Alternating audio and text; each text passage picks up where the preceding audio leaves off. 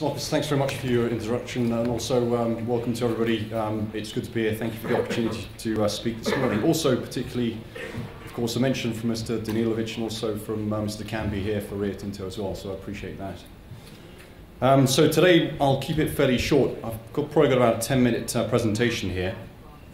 I'll talk through an introduction first of Rio Tinto to those of you who don't know Rio Tinto. I'll give you an update on the Jadar project. And also I'll talk about the potential products that Jadar could produce, and not only from the mine, but then also potentially downstream. So firstly, Rio Tinto is a global leader in mining and metals and minerals. It has a diverse asset portfolio. So it ranges into 5 product groups. Firstly, iron ore. In West Australia particularly, it produces about 290 million tonnes of iron ore, certainly this year, looking to ramp up to 360 million tonnes of iron ore, so one of the major iron ore producers of the world.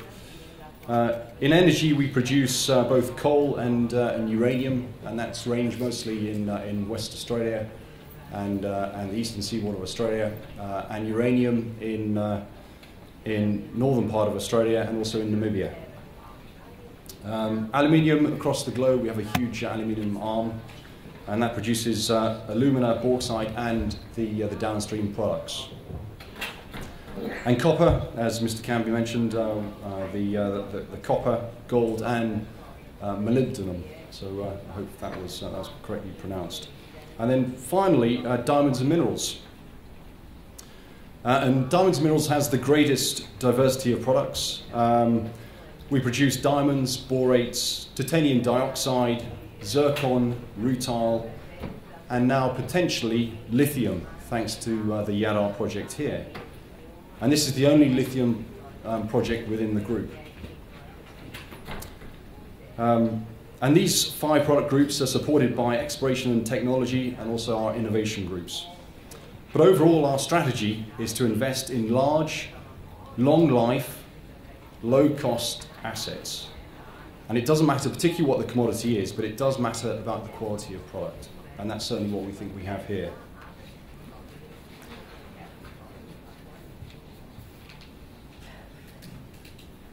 So we have a diverse portfolio of quality assets, and we produce from all these operations across the world. So you can see the number of countries that we operate in, a significant amount, 44 countries.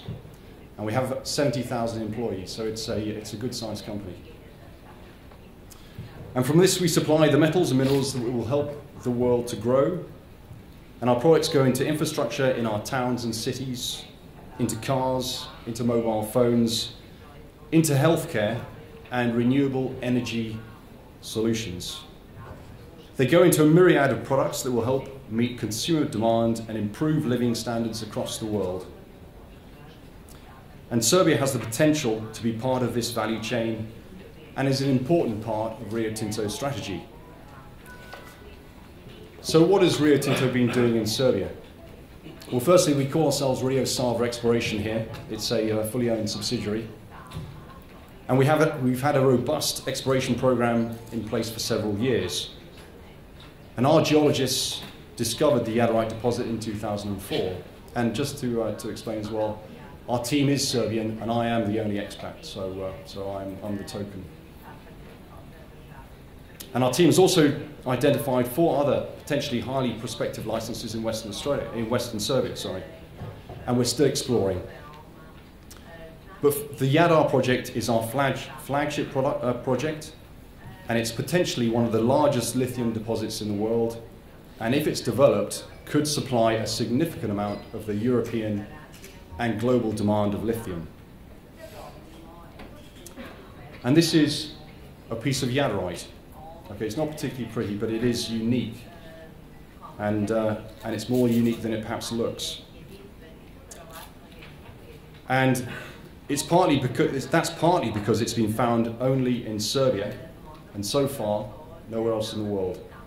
And so therefore it's been named after the Jadar Valley, which is where our geologists found it. But what is it? Well, it's a lithium sodium borosilicate, which is a source of borates and lithium. And borates are the key ingredient for a huge variety of goods, from insulation fiberglass, ceramic tiles, heat-resistant glass for computers and TVs, detergents, soaps, personal care products, and agricultural micronutrients. And lithium is used mainly in batteries and also for high-strength alloys. And that's quite a list. And it's significant because these goods could be manufactured within Serbia for export, and that's where the value chain multiplies. So the Jadar deposit, so this is the Jadar Valley, just so you can see here the deposit to the right, and just in relation, that's the town of Loznica. So approximately 15 kilometers from the city of Loznica, a population of about 40,000 people, and an unemployment rate of over 25%, so significant. Just going down, have to hang on to your hats a bit, but you can see the deposit here. So you can see the 3 layers, an upper, middle, and lower Jadarite zone. And you can see the number of drill holes that we got into the deposit. The blue area there is a deposit within a deposit, and I'll talk about that a little bit later. It's a sodium borate. So just borates. But that gives you a good idea of the amount of information we've got on the deposit so far. And in this location, obviously, there's good rail, good road, good river system, and access to European motorways. So that's a significant influence on potentially opening up a deposit. And Rio Tinto has been focusing its studies on the largest and the highest grade zone, which is called the lower Jadarite zone, which is this area down the bottom here, all in red. You can see that's the most significant part. And that's in excess of 100 million tons of Jadarite, or lithium borate, and it has a concentration of in excess of 1.6% lithium dioxide, and an average weight of B2O3 of over 19 million tons, so a significant size. And as I said before, Jadarite is a new mineral, which means we have to work out how to mine it and how to process it economically and responsibly. And we've got a team of Serbian scientists here and international scientists overseas collaborating on that now. And our team has collected data and core samples from over 200 boreholes, conducted over 19,000 chemical assays, and that's to build as much confidence as possible into the viability of the Jadar project. And this past spring, we used reverse circulation to collect chip samples, and also collected some solid core samples and sent these to our pilot plant in California to be analyzed and processed. This large diameter drill program is a significant investment. Just to give you an idea, a piece of core, so approximately a ton worth of that core, costs about $500,000. So we'll certainly not make any money out of the mineral in that. But it's certainly worth it for the amount of information that it gives us about the ore body and how we can process it. And we're getting some encouraging results back from the pilot plant. And we're very proud of the fact that the first boric acid and lithium carbonate products that are of marketable quality have been produced there this last summer. It's proof that our design process works, which is significant, particularly with a new mineral. So this is our pilot plant, and it's based in California because that's where Rio Tinto has a borates operation, and we've been operating in that part of the world for over 100 years. So we've got 100 years of technology improvement, and we're using that to improve our process. And Rio Tinto meets about 40% of the world's demand for borates from this location already.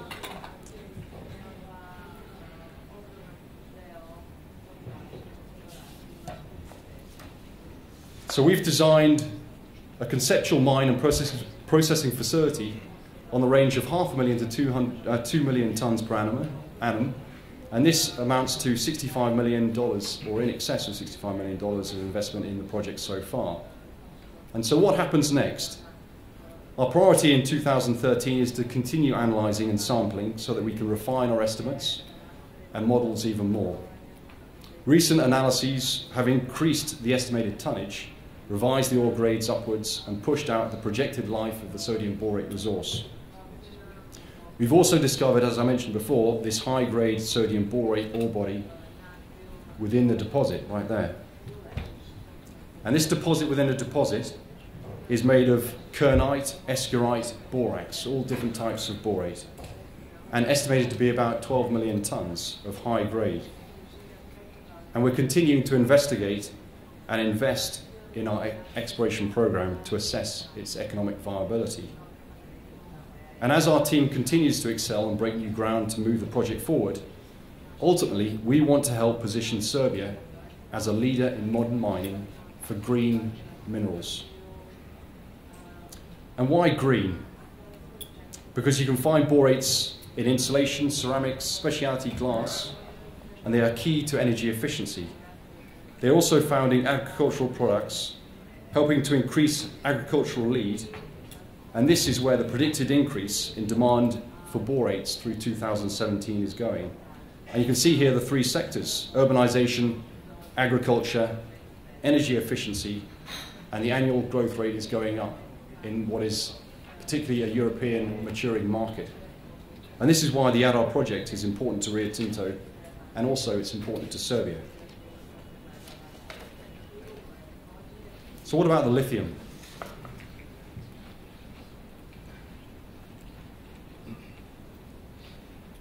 There we go. And so this is the growth chart for lithium, and you can see it's also quite dramatic.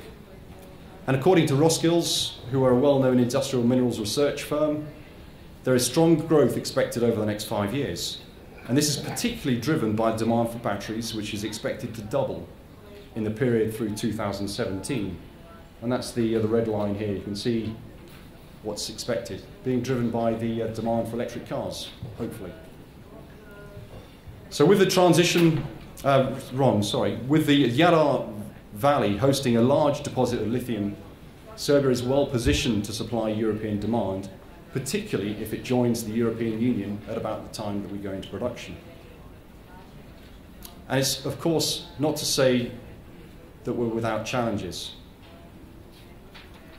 The new CEO of Rio Tinto is restructuring our company to improve the efficiency and company value, and that means that the Jadar project must also be highly competitive internally. The investment climate in Serbia must also be stable and attractive, and that means security of tenure is guaranteed. Mining projects are long-term and do take years to develop. It's the staged approach that Rio Tinto uses of project development, and it's essential as a corporate element of our governance policy. And while each project benefits from the full wisdom, the intelligence, the expertise of our wider corporate resources, these processes are thorough and require time and investment.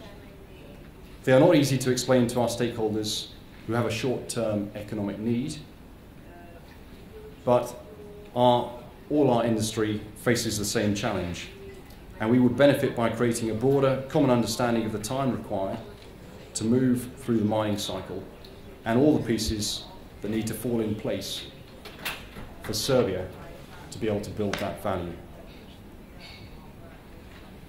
So I'll wrap up with a comment on where potentially Rio Tinto can position Serbia as a key partner in the 2020 European Initiative, which is promoting more sustainable use of natural resources and resource-efficient, low-carbon growth as part of the green economy in Europe. It also has potential to boost manufacturing in Serbia, and I'd emphasize that Rio Tinto is a mining company and we just produce minerals. But there is an opportunity there for the Serbian government to encourage companies who can produce from our raw materials and set up shop in Serbia. So the people that make batteries or specialty glass or insulation, for example. And then there are companies that use those products, the electric vehicle producers, the construction companies, and the technology firms further downstream. And that's where the economic benefit of a mine like Jadar can really take off. We've made significant progress. We plan to continue. We appreciate the support of the government and the continued support of the Serbian stakeholders. We believe this is an exciting project for Serbia and also for Rio Tinto.